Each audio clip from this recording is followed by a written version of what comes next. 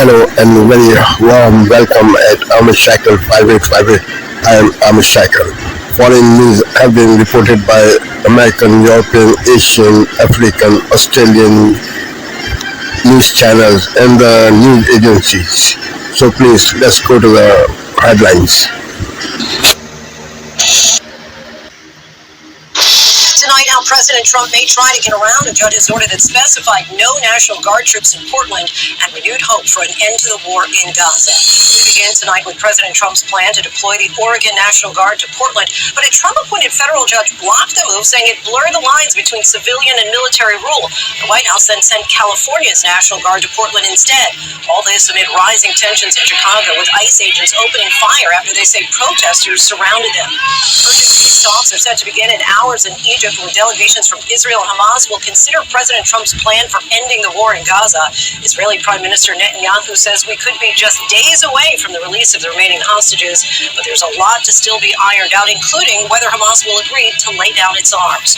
Also tonight, with the government shutdown, the White House is now preparing to impose mass layoffs. And while Republicans and Democrats are pointing fingers at each other for the standoff, new polling indicates who Americans blame. Former NFL quarterback Mark Sanchez hospitalized after being stabbed in Indianapolis. Now he's facing charges. What authorities are saying about the altercation? A tragic accident over Tennessee. A tandem skydiver was separated from his instructor. That skydiver was rescued from a tree. The instructor fell to his death. A beach house recently owned by a judge goes up in flames with multiple injuries reported. The investigation into what happened. The frantic rescue effort on Mount Everest, where more than 1,000 people have been trapped by a blizzard. And America Strong tonight, a father bursting with pride and a life-changing phone call to his son. From ABC News World Headquarters in New York, this is... Tonight, the White House's new move to send the military into American cities. The California National Guard now on the ground in Oregon, officials say, with protests against immigration raids erupting in Portland. And in Chicago, where one woman was shot in a confrontation with agents. President Trump insisting troops are needed to protect ICE officers, but Democratic governors pushing back. They want to create the war zone so that they can send in even more troops. Late-breaking developments on the escalating tensions. Plus, as the president salutes the Navy, no pay for those military members during this government shutdown, with negotiations at a standstill tonight. What to expect in the week ahead. Despite new hope for a Gaza ceasefire, more attacks in the Middle East. What it means for a critical meeting happening tomorrow. Also, we're learning about a deadly mass shooting in Alabama that sent crowds running for their lives. Look at this. Florida neighborhoods flooded out, and the threat even tonight along the coast. The desperate scramble on Mount Everest. Collapsed tents, dangerous cold. The race now to rescue nearly 1,000 people trapped by a blizzard. And there's good news tonight about the kids designing special hats for their favorite quarterback, who's giving back to those who need it most. This is NBC Nightly News.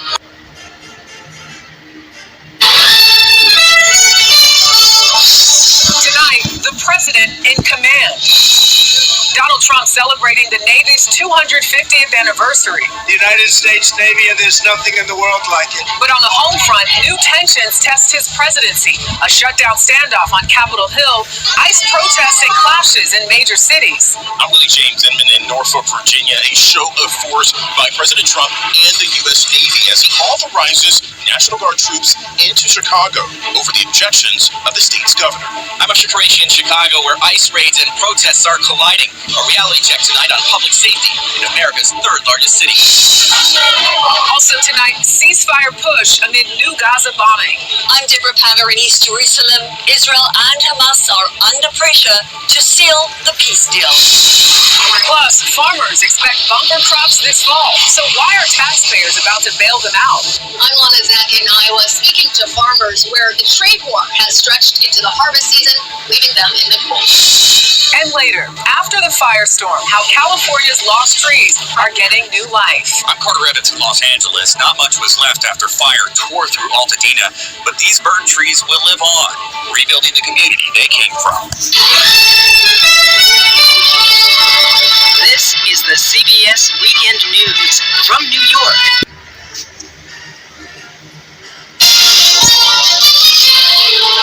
On this Sunday night, when Carney meets Trump, The Prime Minister heads to Washington to talk trade and tariffs as auto and steel industries warn of mounting job losses. We don't want to see further concessions.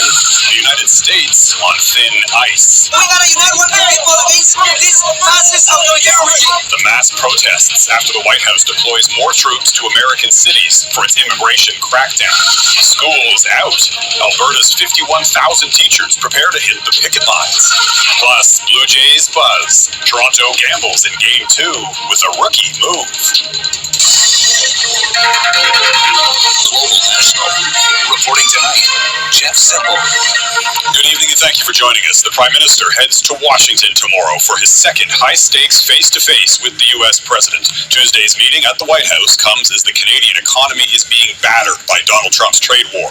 Pressure is mounting on Mark Carney to find an off-ramp from U.S. tariffs hammering Canadian steel, aluminum, and auto industries, among others. Nathaniel Dove reports on the prospects for a breakthrough. We've seen probably about 1,000 layoffs of our members, primarily in the steel industry. The U.S. tariffs are exacting a heavy toll, Canadian unions warn. All of our plants, particularly the assembly plants, have been impacted in some form or another. Getting U.S. President Donald Trump to lift or lighten the tariffs will surely be one of the topics discussed when the Prime Minister returns to the White House this week. But Mark Carney's first trip in May yielded no discernible results. So economic and political pressure is mounting. He said that he would end the tariffs, and they have only gotten worse. But we want to see a big win. There is some evidence Trump's plan to bring production back to the U.S. is working. Bloomberg reports Stellantis is investing billions in the States, while an Ontario plant remains closed, and GM is moving some production from another Ontario plant to Indiana. An economist says U.S. automakers are seeing higher costs, but that doesn't mean Trump will yield. It's always hard to look at this and try.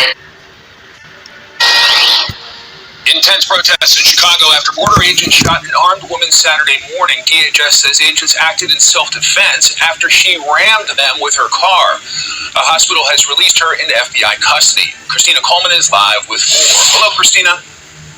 I'm Mike. Yeah, things also got heated last night between anti-ICE protesters and federal agents in the Brighton Park neighborhood of Chicago last night. Take a look at this disturbing video.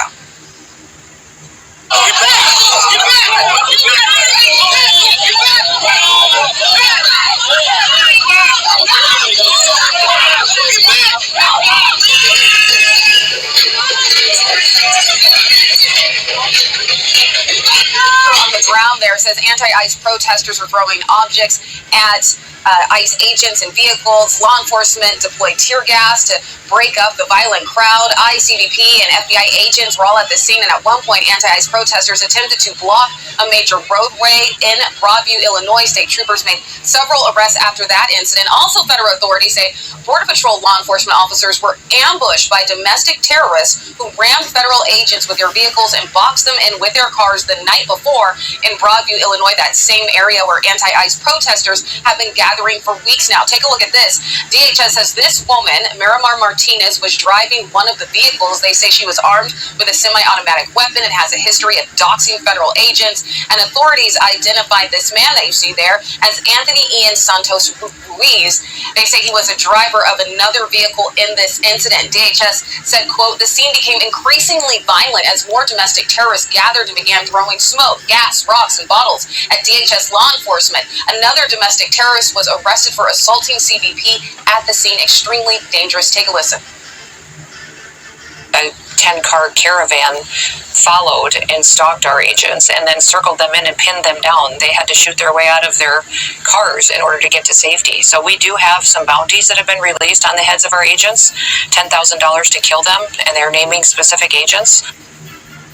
Now, this comes days after violent clashes between anti-ICE protesters and federal law enforcement outside of the ICE facility in Broadview, Illinois. It seems like it's happening there night after night. Yesterday, Illinois Governor J.B. Pritzker said he was notified that the Trump administration intends to federalize 300 members of the National Guard, a move he strongly opposes. Pritzker said, quote, the Trump administration's Department of War gave me an ultimatum. Call up your troops or we will. It is absolutely outrageous and un-American to demand a governor send military troops within our own own borders and against our will. So Pritzker maintains there's no need for military troops on the ground in Illinois, and he says that he will not call up the National Guard. And in Oregon, where there's been violent protests outside of the ICE facility in Portland for days now, in response to all of that, the Trump administration announced that 200 Oregon National Guard troops would be federalized to protect federal property. But in a ruling yesterday, a federal judge in Oregon temporarily blocked the Trump administration from doing that. Well, the Trump administration...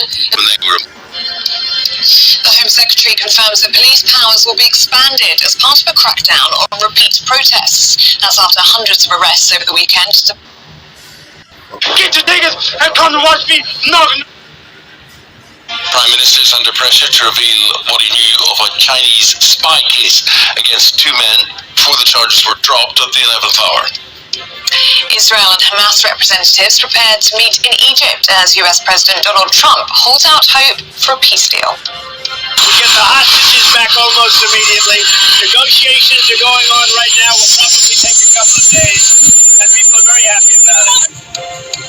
Christmas is looming, and 1 in 4 of you admit to using credit cards to pay for your Christmas shopping. We're going to be finding out how you can save on festive gifts this year. Solo holidaying. Is it sad, or is it the secret trick to a stress-free break? As travel agents notice a rise in solo bookings, we're going to be debating that just after 7:20 this morning. And sport this morning, Rangers sack Russell Martin after just 123 days in 8th place in the Scottish Premier League. Nottingham Forest and Postecoglou hangs on into the international break after losing to Newcastle. And McLaren teammates Piastri and Norris fall out at the Singapore Grand Prix. Storm Amy brought disruption for many of us over the weekend, but this week does start a little more settled, particularly in the south. Join me later for the full forecast with all the details. Hello there, a very good morning to you on this Monday morning. Thank you for starting your day and your week with us. I'm Eamon Holmes. I'm Ellie Costello, and this is GB News Breakfast.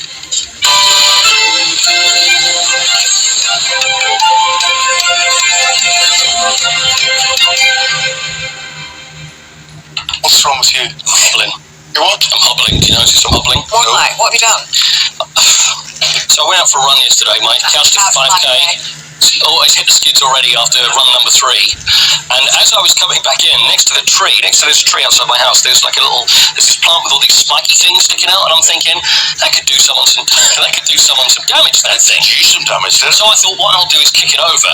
Okay. I've kicked it once, and it sort of bent a bit. So then I really went like that, and the spike went through the sole of my shoe, straight into my foot. Oh no! What a stupid idiot. You silly sausage. I know. So that's big a spike. Was it? I don't know. We're talking a thorn here. Some would call it a thorn, Or a cactus. It's like that, I think. But it went right through the shoe. Did you get a tetanus injection? It went through the shoe. Yeah, no, that's the thing. It's gone through the shoe. It's wearing his trainers. Straight into the sole of my foot. Blood everywhere. It's a disaster. Now that wouldn't have happened if you'd stayed on the couch. I know. My running career could be over. And you get a tetanus injection? No. Do you think I should get one? I think you should. Oh no. Do you really think so? You should be queuing up an A&E. Oh, I think I would still be there now if that was the case. You've got a funny green colour.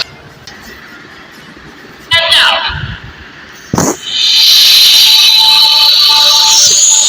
today, landmark treaty. Australia and Papua New Guinea signed a new agreement committing both countries to defend each other in the event of an attack. I say on behalf of the government and the people of Australia, we consider it a great honour that our nearest neighbour is our newest ally.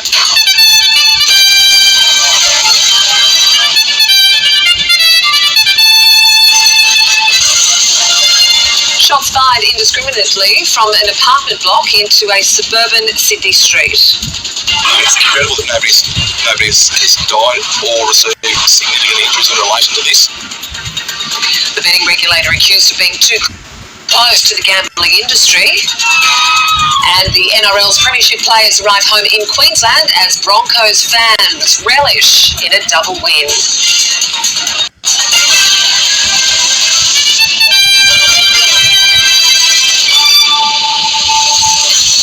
Hello and welcome to ABC News. I'm Catherine Robinson. Australia and Papua New Guinea have signed off on a new defence treaty to become each other's security partners of choice. The landmark Puk Puk Agreement is Australia's first treaty in more than 7 decades. Foreign Affairs reporter Stephen Jedgetts has the latest. Both sides are saying that this is an historic day, and it's difficult to disagree. When you look at the text of the treaty, it becomes clear that Australia and Fiji have made a statement to one. This has been on the document.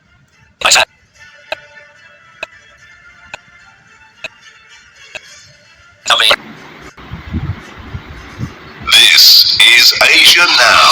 Hello there, it's noon in Singapore and Hong Kong, 9:30 a.m. in New Delhi, 11 o'clock in Jakarta. I'm Yasmin Yonkers. At this hour, Japan's Prime Minister-to-be Sanae Takaichi eyes key cabinet roles, promising more women at the table, and she now faces challenges balancing party politics, a fragile economy, and geopolitical tensions.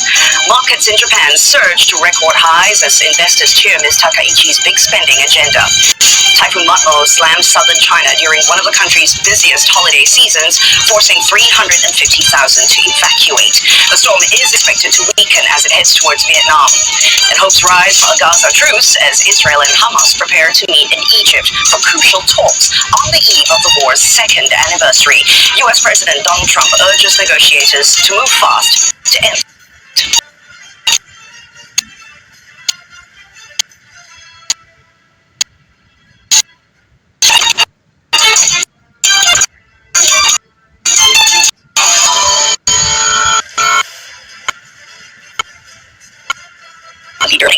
Looking at candidate point.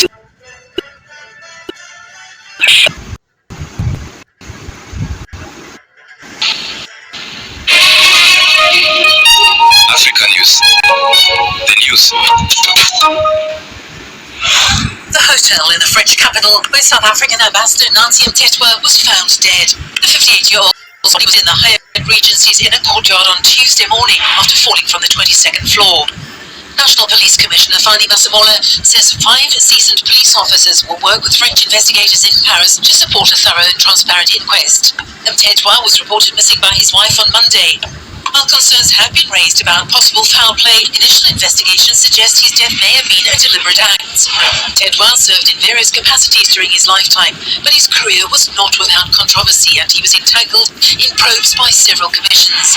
As police minister, he presided over one of the country's darkest democratic moments, the 2012 Marikana massacre, when 34 striking miners were gunned down by the police. And just 2 weeks before his passing, Mtetwa was implicated in explosive testimony before the video releasing.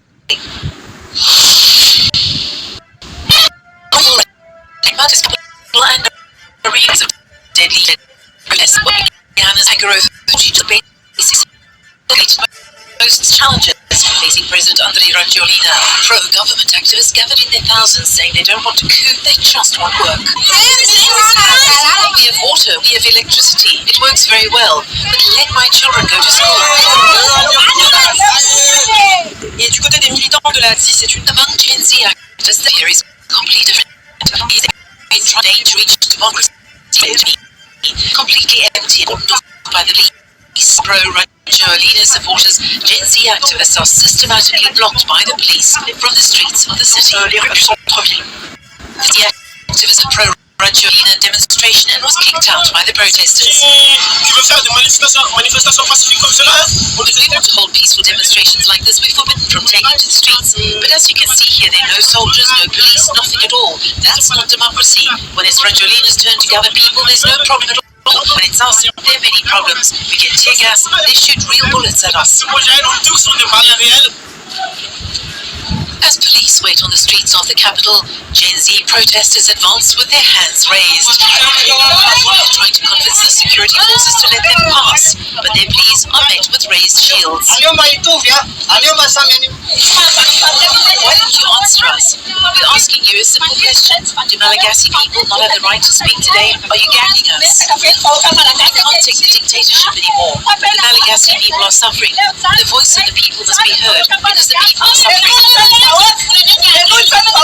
response to the ongoing protests, Rajoelina on Monday sacked his government and called for dialogue to restore order. Rejecting calls to resign, he described the protests as an attempted coup. For centuries, the hammam has been a cornerstone of Moroccan life, present in every city, town, and village, despite public bathhouses traces their origins to the Roman and Islamic traditions. They were built near mosques, serving as the primary place for bathing and ritual purification before prayer. The hammam was a space for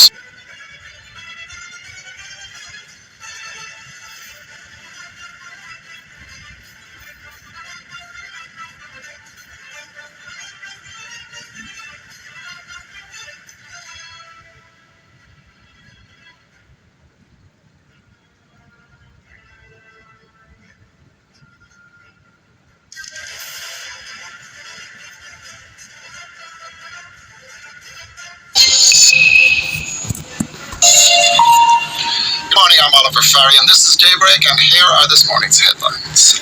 Hamas calls for a swift start to a hostage prisoner exchange with Israel as talks aimed at ending the 2-year-old Gaza war prepare to begin in Cairo. US President Donald Trump urges a deal be reached as his Secretary of State Marco Rubio calls on Israel to pause its strikes on the Palestinian enclave. We'll be speaking to our Jerusalem correspondent, Noga Tarnopolsky. A new French cabinet finally unveiled, almost a month after being named. Prime Minister Sébastien Lecornu revealed his new government, which features many familiar faces in the same roles. Continuity decried by the opposition, who threaten another vote of no confidence. Flooding and landslides devastate Nepal and northern India, killing at least 64 people.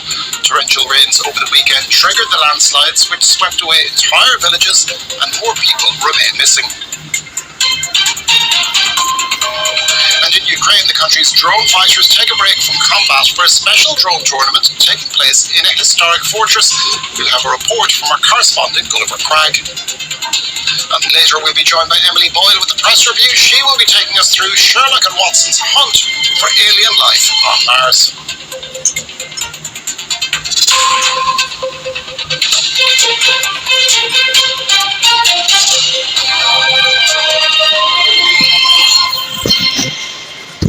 With Israel's war in Gaza about to enter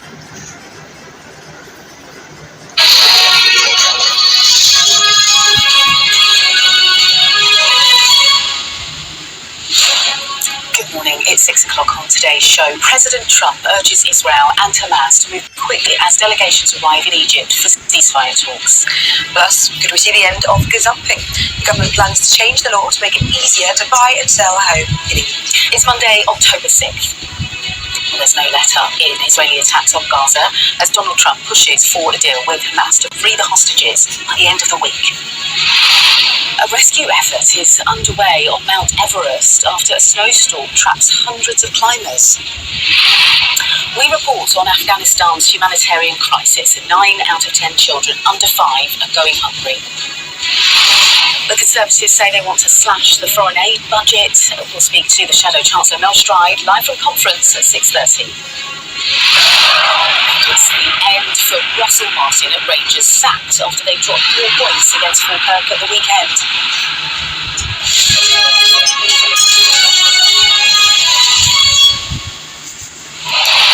Hello, morning. A crucial moment in the Middle East and the peace deal there. Nearly 2 years to the day since Hamas attacked Israel. The Egyptian city of Sharm el-Sheikh will today have talks to release the remaining Israeli hostages.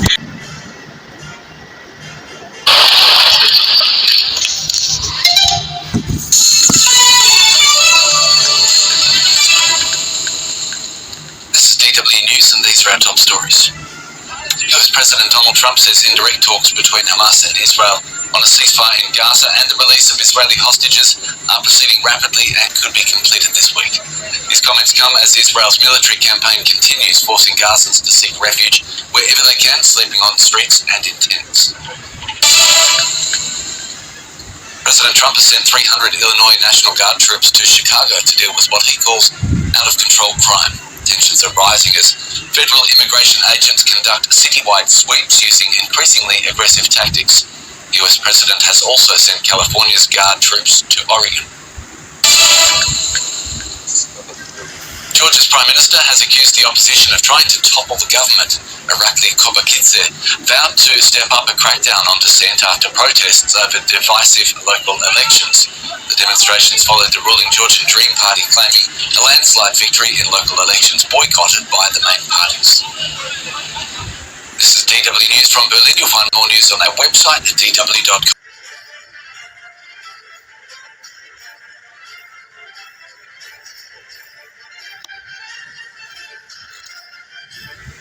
Thank you for watching Amish Shakil 5858. I am Amish Shakil.